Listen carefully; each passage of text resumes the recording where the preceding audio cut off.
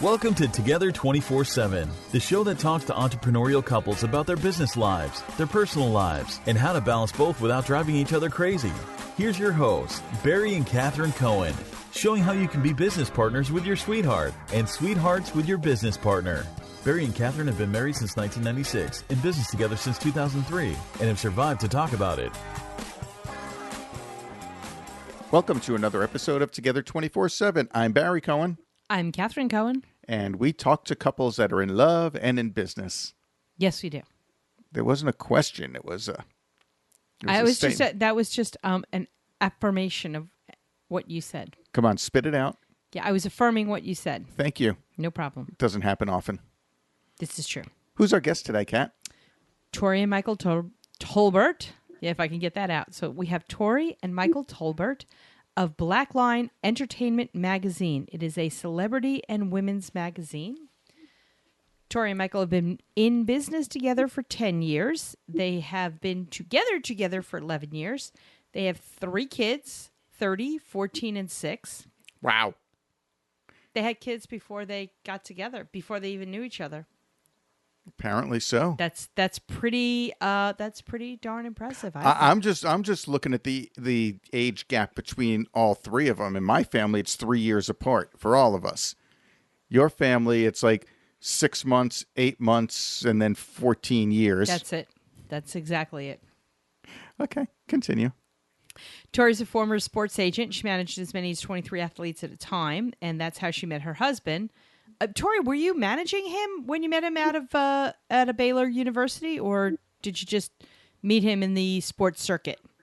No, I actually managed him. He came highly recommended from his coach, his football coach. And you managed him, and he was She managed to land him. That's what she managed to do. That's right. That's right. There you go. So after a year of marriage, they decided to start a healthcare recruiting company, which was very successful.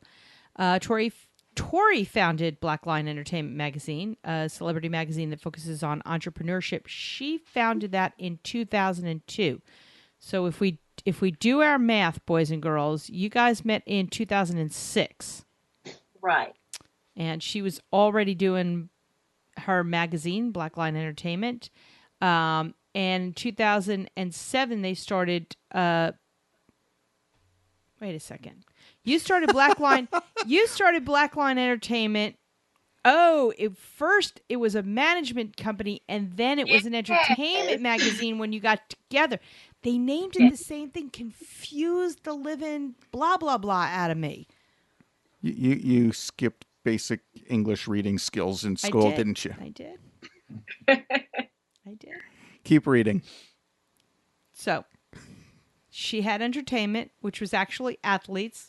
NFL athletes and executives.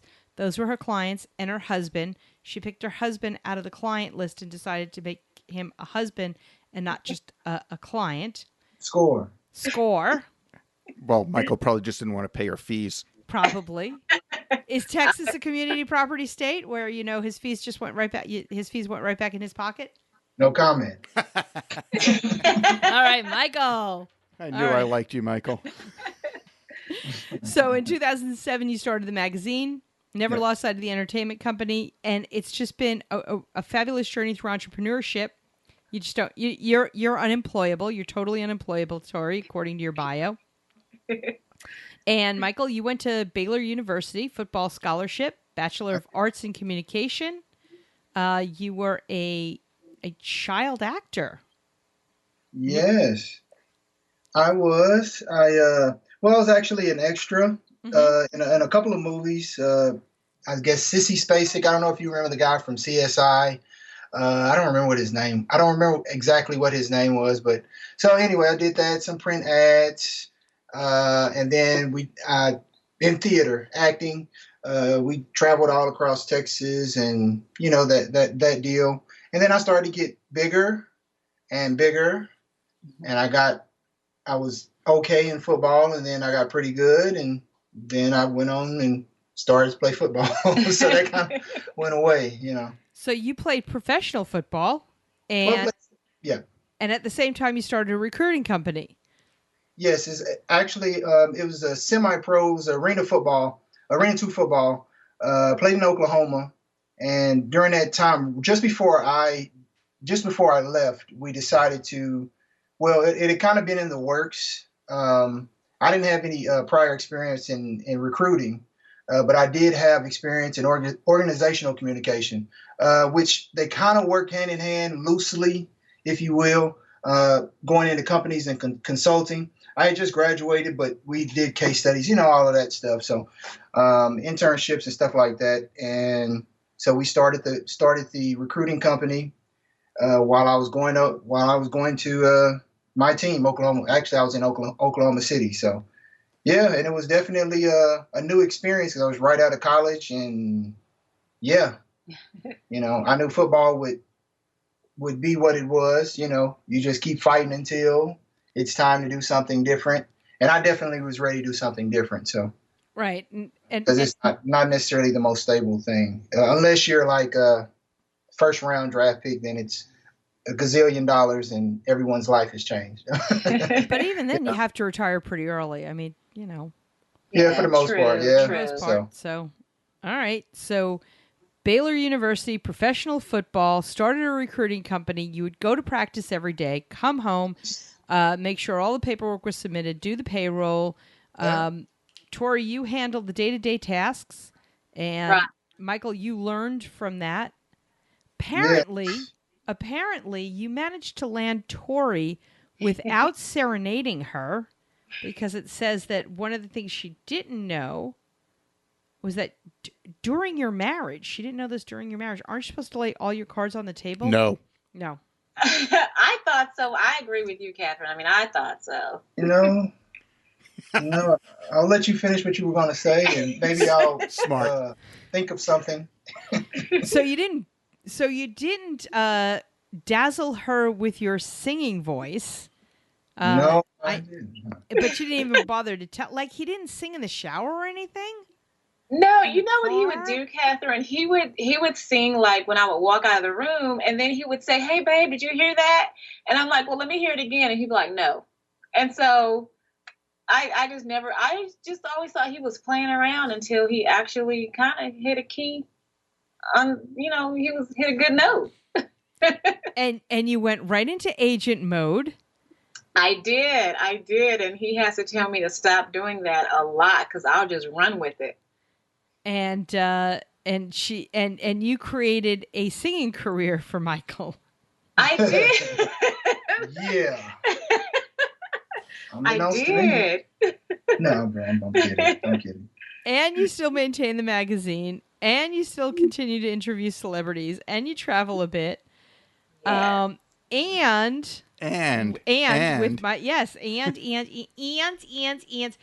So with Michael's encouragement, you guys are changing the direction of the magazine, and you're now making it more of an inspirational magazine. Yes, yeah, I would say yes. I still have a lot. I still talk with other celebrities that are part of different types of movements. And one of the big movements that I'm really part of is, I don't want to dampen the show with it, is domestic violence. Because I was in an abusive relationship for 12 years. And as sad as it may sound, I learned a lot from it. And so, it's so many people out there, and there's so many celebrities that are on board for this cause. And I wanted to sort of move the magazine in a different direction, but while still sort of maintaining the celebrity part of it. And I think that's, I don't know that it dampens the show. A lot of successful entrepreneurs want to give back because of what we've been blessed with our successes, and we want to give back. And I admire you guys for taking on this cause and other causes when you're interviewing for your magazine, taking on this cause, taking on other causes, and going ahead and presenting it. It is reality. It is an unfortunate reality, and you have a platform. And thank you for bringing that out to people on your platform. Oh, thank you guys so much. Thank you. Appreciate it. So tell us, when did you realize that Michael, you could come into this business. You guys could start this new thing, the magazine. Well, no, even before that, it was the recruiting. Yeah. The recruiting business. And you were just freshly married and you had a career. And what made you decide that this was not going to add more pressure and, maybe fracture the relationship, and you could have a business and a career and and be married all at the same time? I think it's all, and I'll let Michael speak as well. I think it was just all about balance, and I believe that I would like to say that when Michael met me just as his agent, I was extremely, extremely organized and very just meticulous about the things that I did, and just kind of calculated and any of the guys that I wanted to manage. And I thought that after sort of talking to Michael and then kind of dating a little bit, we were just sort of on the same page. And one of the things that has helped us just maintain a very, very strong business relationship and a marriage is that we listen to one another, and we don't make moves without the other person knowing. And but initially that was sort of hard for me, because when you tell me you want to do something, or, what about this business? All I hear is business, and I'm running. And I had to learn to stop doing that. And I think that, like I said, it's all a balance. And thankfully, it has, for the last 11 years, it has just worked out wonderfully. Yeah, I do believe that for any couples that listen to the podcast and want advice, I think once you define your success, and I think you guys may be able to chime in as well. But once you define your success as a couple, what you all are looking for, then it makes it much easier to communicate those things. Because if you're not on the same page and you both have defined success differently, then it makes it a little difficult. Someone's reaching for, I want a $10 million company. I want to have a $1 million company. I want to have a 50,000. Everyone has their own definition of what success is. And so once you define that, for us, once we defined that, I should say, it made it much easier for us to communicate. We were on the same page because we knew, okay, so this is not the direction we want to go, because it's not necessarily, we don't want to, we don't want to do Bill Gates type of stuff. Everyone has their own space and what they're going to do, and family dynamic is different. So once you define your success, whatever that is, whether it's $1 million, 50,000, whether it's just a side thing that you like to do and you all are extremely happy, or it's expanding and it's amazing, whatever that is, then it makes it much easier in marriage to continue to move forward, whether things are great or bad or awesome or kind of, you're in a rut, whatever the case may be, the ebb and flow of business. It makes it much easier once you define success, Oh, So, and it's the only way to get to success, I think, is if you define it together. Yep. Yes. Yep. If everybody's looking for something different. Whatever you say, dear. And that's how we very good. And that's how we define everything in this house. Well, it makes sense. It makes sense. I like to say that I'm just Catherine's arm candy. Mm-hmm. All right. I'm in total agreement. I understand that very well. So as you guys built your businesses, you built the empires that you have. How did you decide who was doing what in the business? What does the division of labor look like? And what is the checks and balances look like? Okay. So I know Michael doesn't like when I always say this, but this is going to be funny to you guys. So first off, I am 11 or 12 years older than Michael. And so just to kind of give you an idea of it, he's like 4 years older than my oldest son. Can I do this, Catherine? You go, girl. Yeah, she did. And so I say that to say that I was in business for a while before I met Michael, of course, because Michael was a lot younger, and so Okay, so what was the question? Because I was just talking. Yeah, she got excited. I got excited. Yeah, You got excited to say that unlike, Michael Douglas and cougar. Yeah, yes. That's oh. Yes, you are excited to be the cougar, so let's revel in this moment. So she's the cougar, Michael's the boy toy? Michael is the boy toy, she is the cougar. Kinda. Just embrace it. Embrace it, Michael. It would be great if I could just lay around and just be that kinda isn't the case. He's a working boy toy. There you go. Good enough. Good enough. Yeah. It'll work. Yeah, it works. Okay, Catherine, ask me that again, but ask me slowly. I'm older.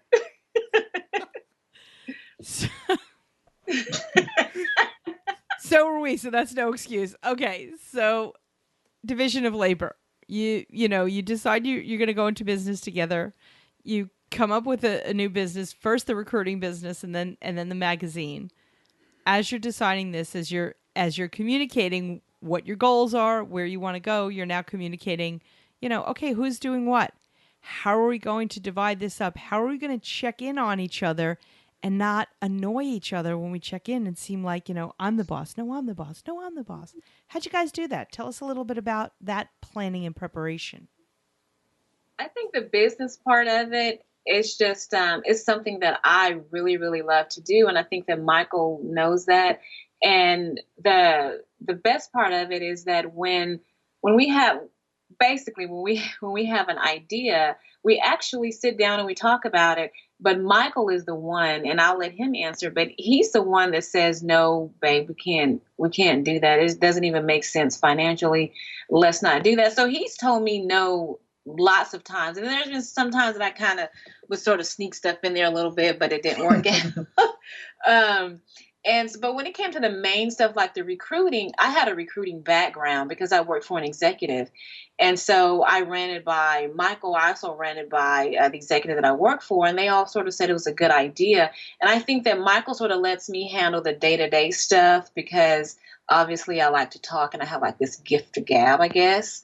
And we also have business meetings where we are business partners, not husband and wife. And we have these meetings and we have checks and balances just to sort of make sure that we're taking care of everything. But right now we're in a space where we're not really adding any more businesses. But I think that with the question that you asked, Catherine, I think that Michael kind of I think he should chime in as well.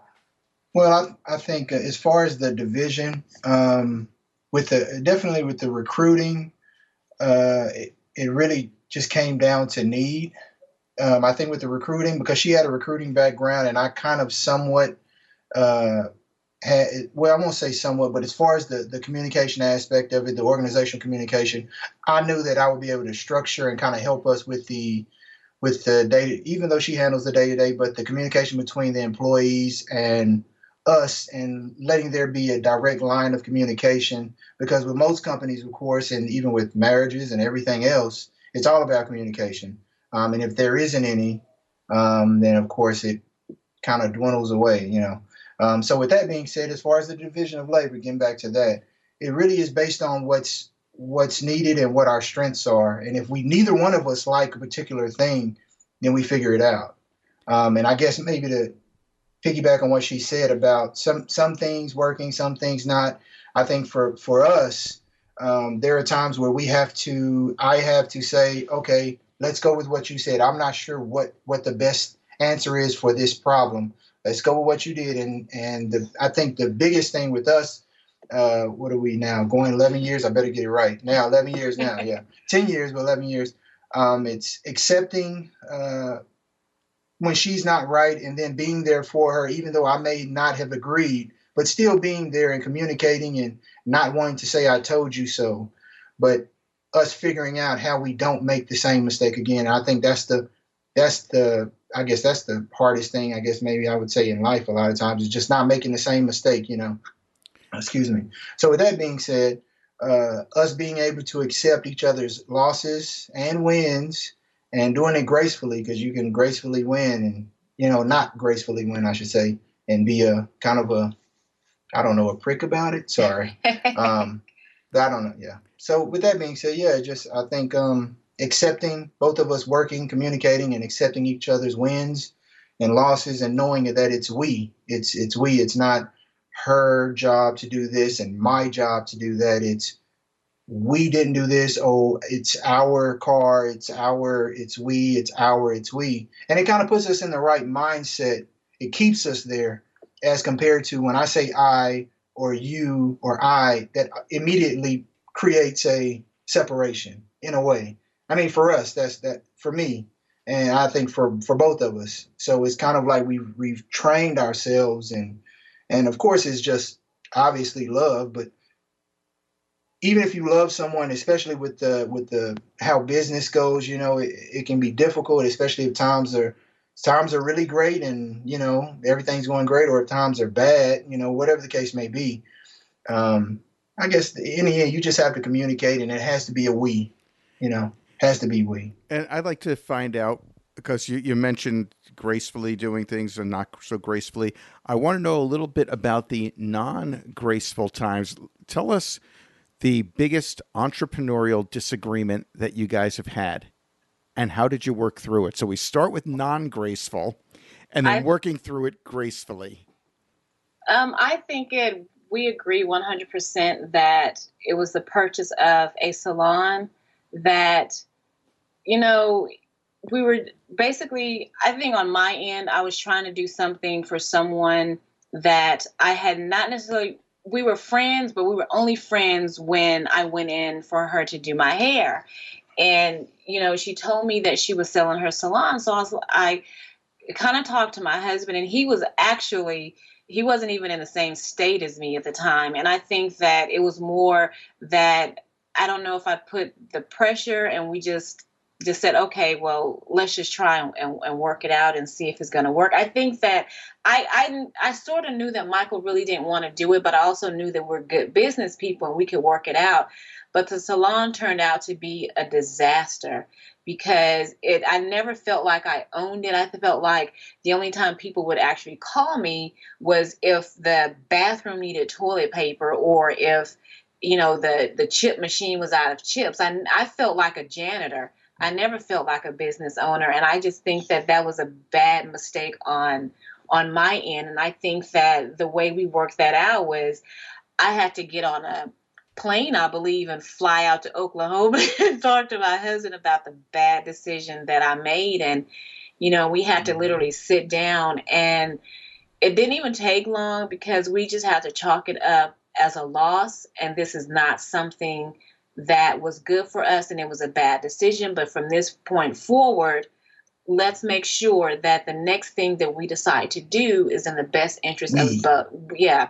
And I believe it was I don't know what the dates are, but it was definitely early on in our marriage, maybe the 4-year mark. I'm not sure.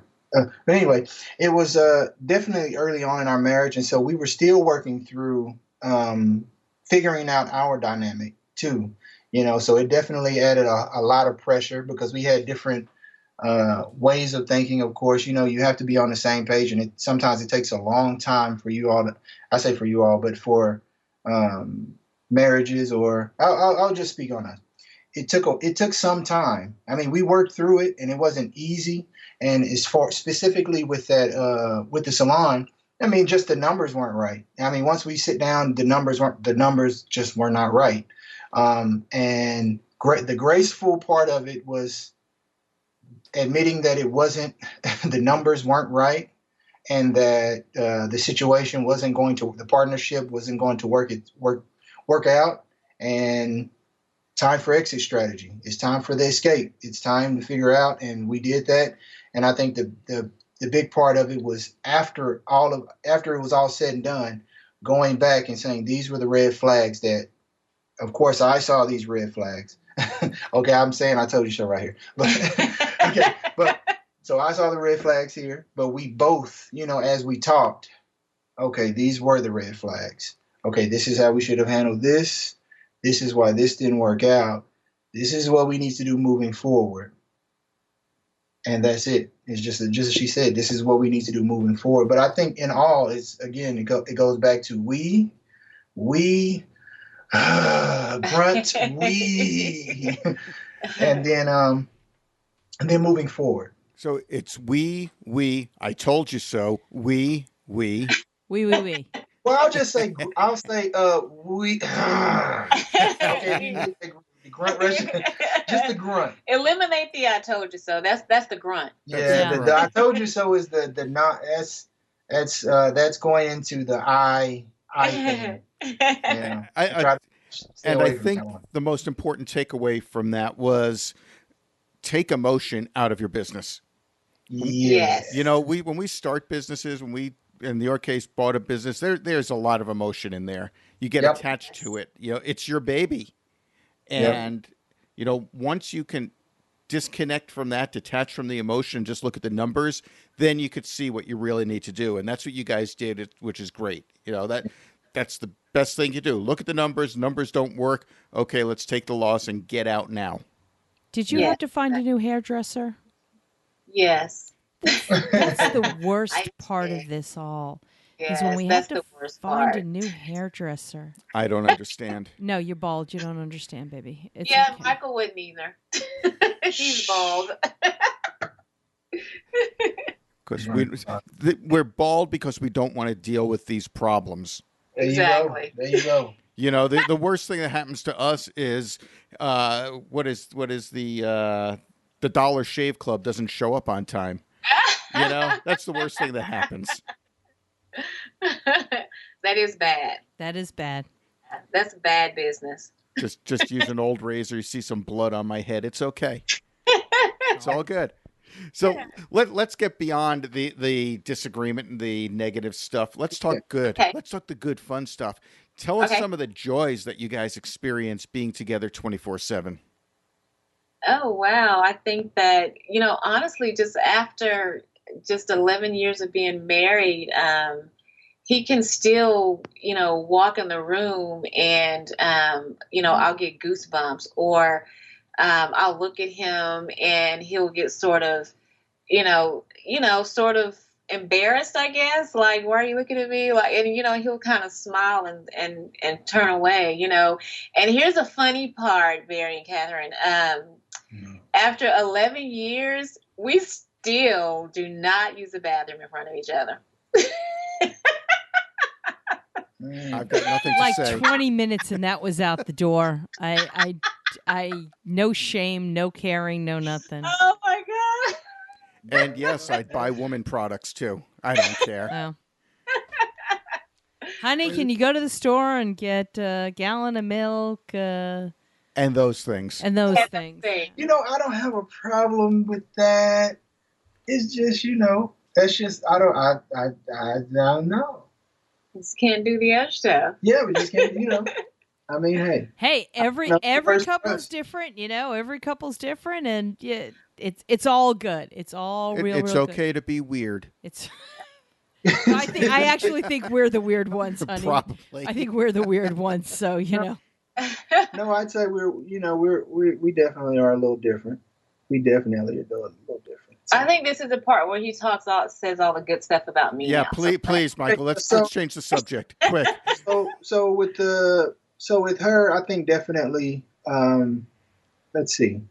Okay, I'm searching. No, I'm just kidding.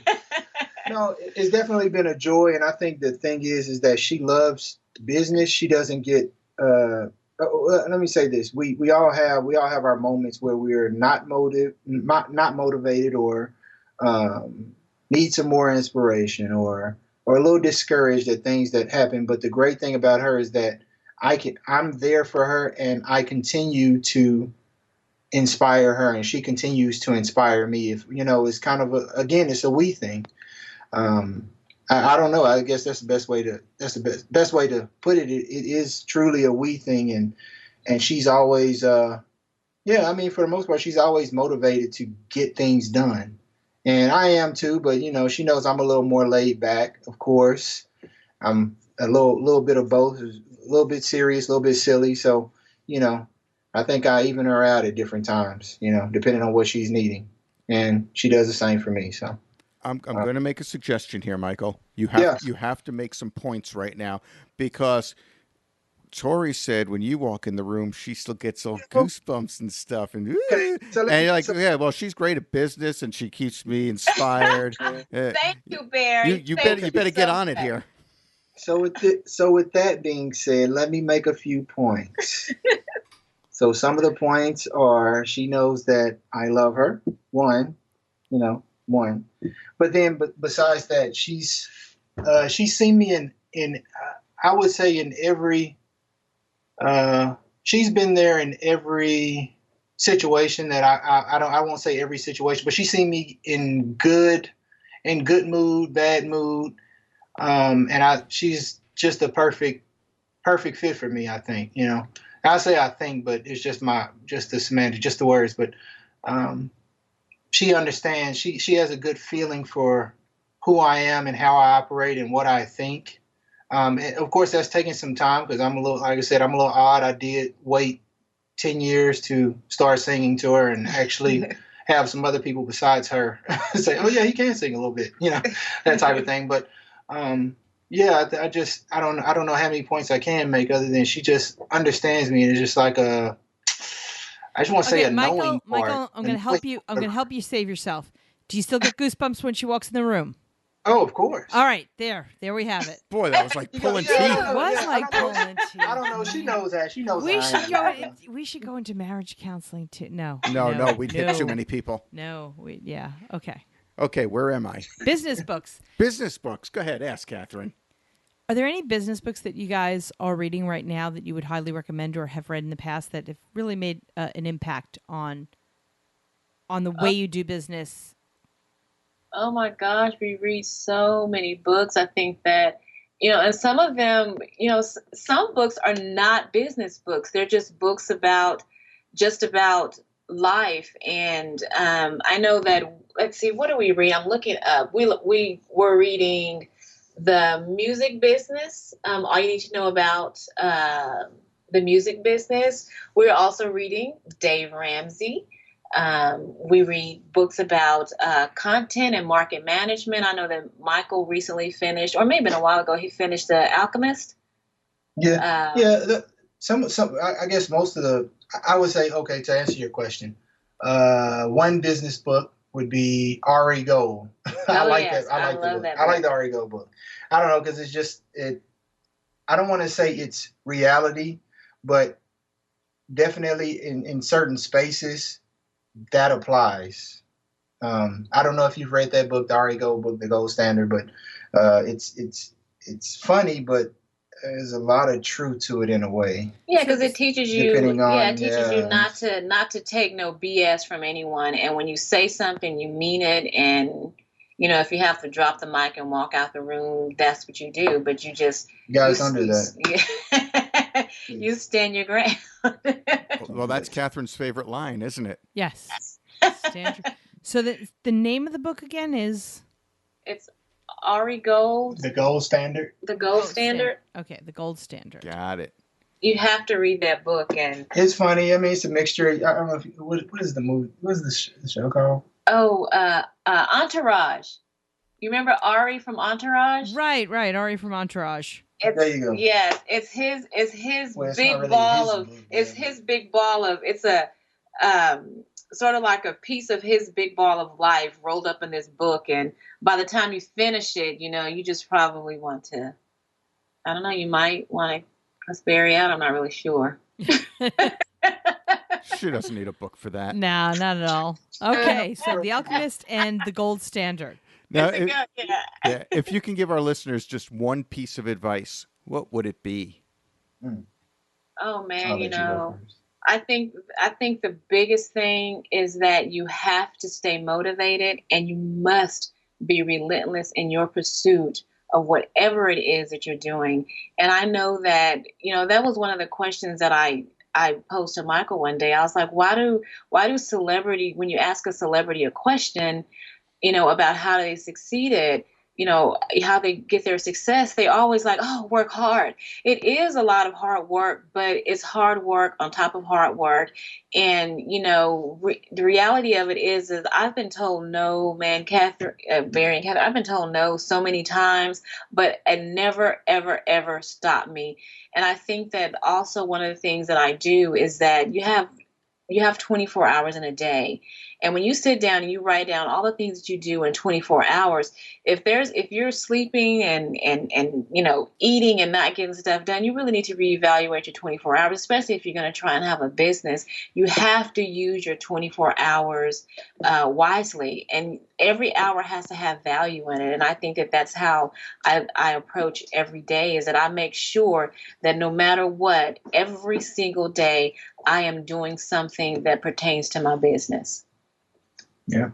And I think going back to what I said earlier, and just you did say it, you have to define success. That's the only way you can get there. But I won't say but. I will say that we've met a number of entrepreneurs or those that want to start a business that aren't married, some aren't married or single, and they haven't really defined success. Oh, I want to start a business. They don't really know what success is for them. They haven't, they want to make money, but but then there's a level of commitment that goes with being a millionaire, being a trillionaire, being a billionaire. There's a level of commitment that goes with that.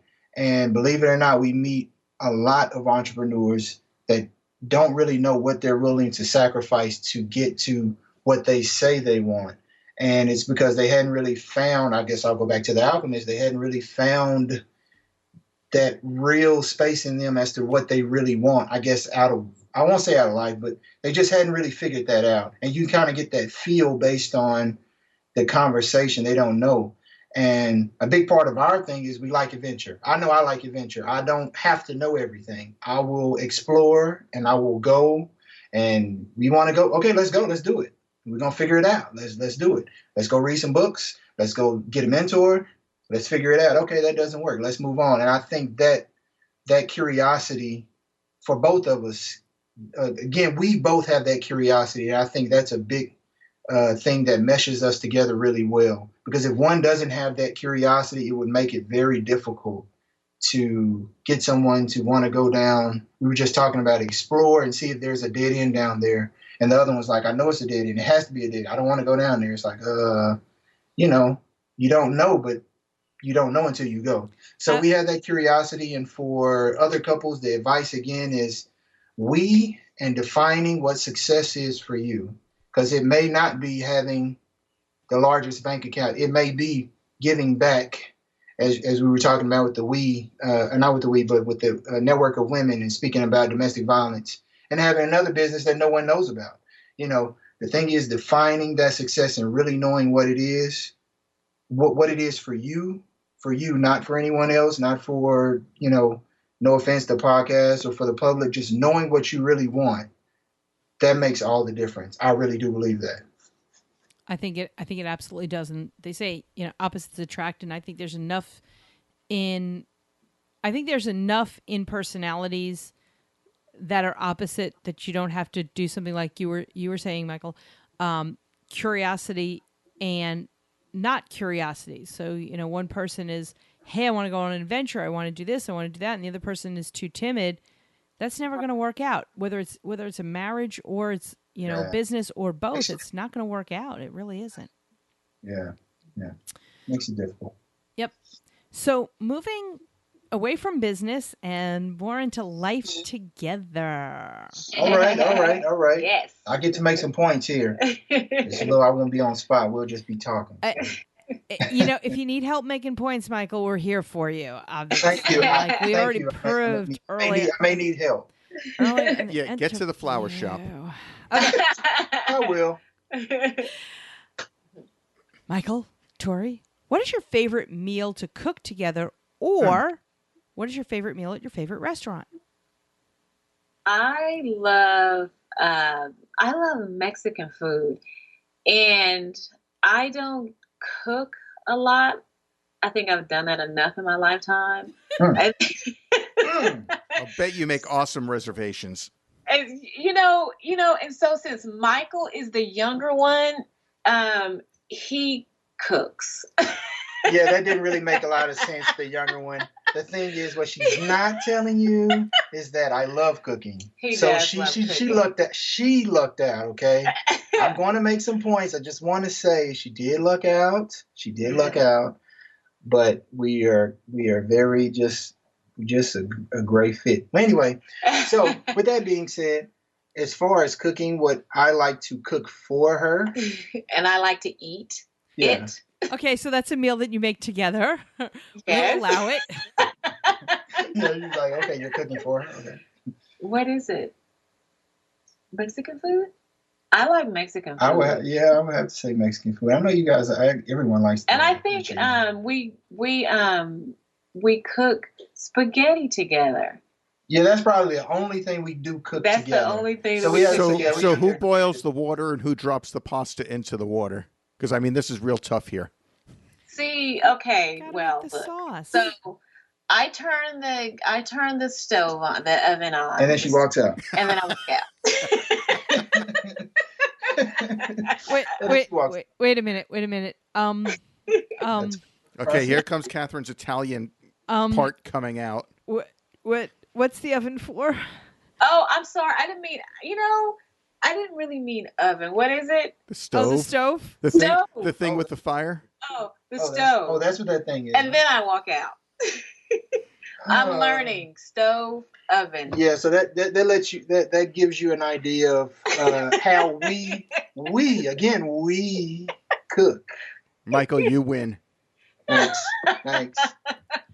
Yeah, that makes up for you don't have to buy flowers anymore. Nope.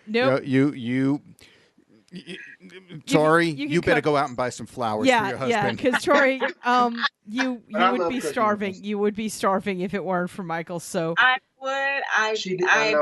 I agree.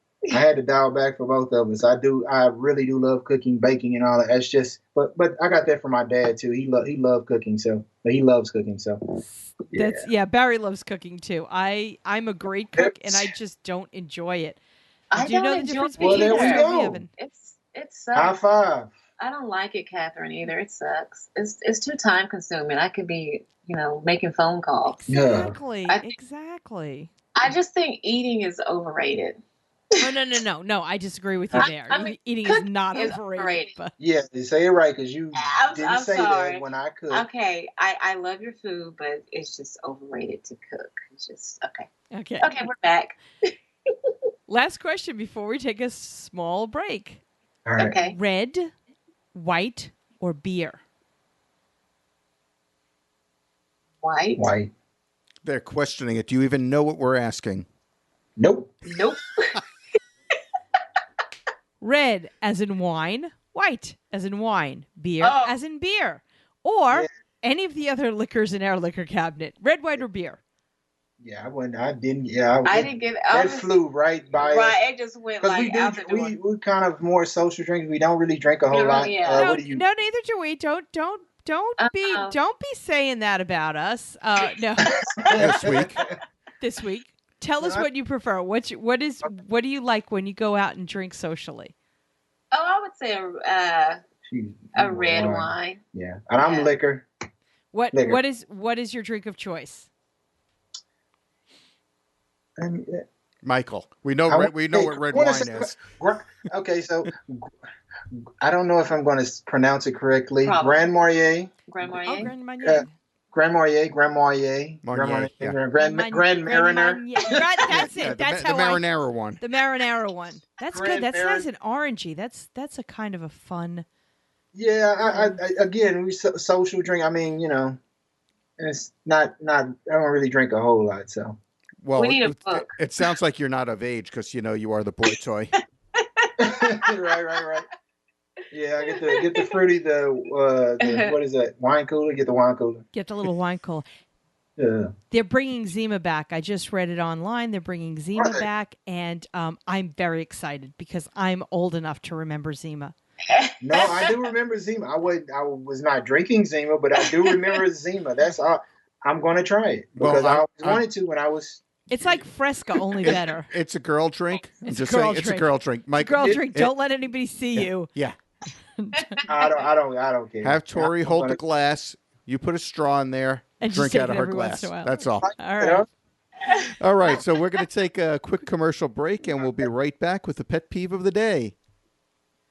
Hey, everybody, we know you love audio. Why else would you be listening to this podcast? Through audible.com, Together 24/7 listeners can get a free audiobook. That's a free audiobook and a 30-day free trial. There's over 180,000 titles to choose from. Just go to www.audibletrial.com/together. Again, the website is www.audibletrial.com/together. Listeners, you have a business. You need a website. There are a million choices out there, so where do you turn? Well, HostGator.com has one-click WordPress installs, or you can use their drag-and-drop website builder. They also have service and support available around the clock every day of the year, so you know you're in good hands. They already have low prices, and now HostGator.com has taken it a step further for our listeners. Use promo code TOGETHER247 to get 25% off their hosting services. Don't wait. Hit pause now and sign up at HostGator.com.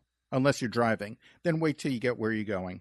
Remember, use promo code TOGETHER247 to get an additional 25% off at HostGator.com. And we're back. Catherine, who's peeving? Tori. Oh, that's right. Tori's peeving. Tori's peeving. It's a good one because it's directly aimed at Michael today. It's directly aimed at me every day. Tori, what is your pet peeve? My pet peeve is when people are late. It kills me. Just What was that, Michael? What'd you say? I just said, I agree with you, Michael. I totally agree with you. More of an expression. Just, Yeah, I'm not that's yeah, you know, I try. he tries, you know. Oh, at least he tries. He tries. I try-ish. Try. You know, I Are you the late one, Catherine? Always. I was born late. It's been downhill ever since. So we just blame her mother. We blame my mother.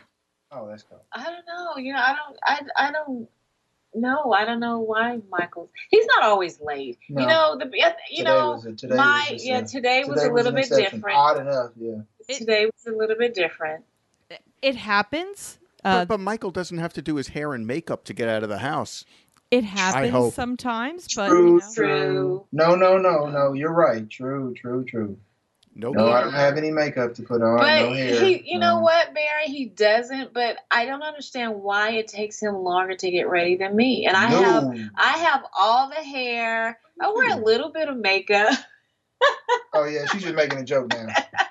She's making a joke. I don't think our listeners see the joke. I believe they believe her. You know, I don't either, but Barry, that's what yes, she's doing. believe me. It's sad. Tori wakes up that gorgeous with perfect hair, just like me, honey. Yes. I said, just like me, honey. I think I hear someone calling me.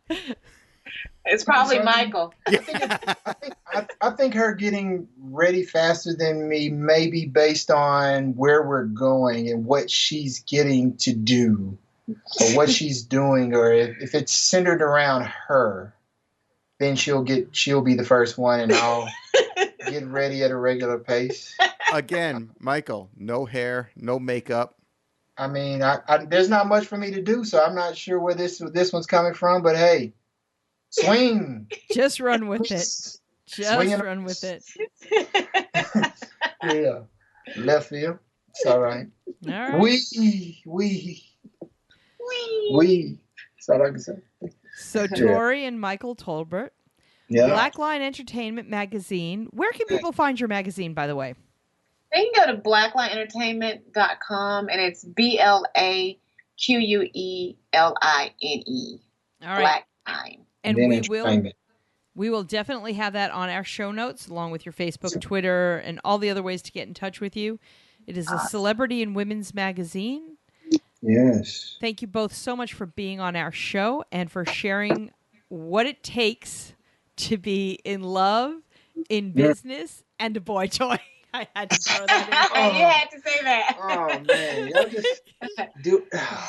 That's tough. Thank you guys. I really love what you guys are doing. I think it's very, very positive, and it just makes people like myself and Michael just kind of want to stay motivated, keep moving, and keep doing what we're doing.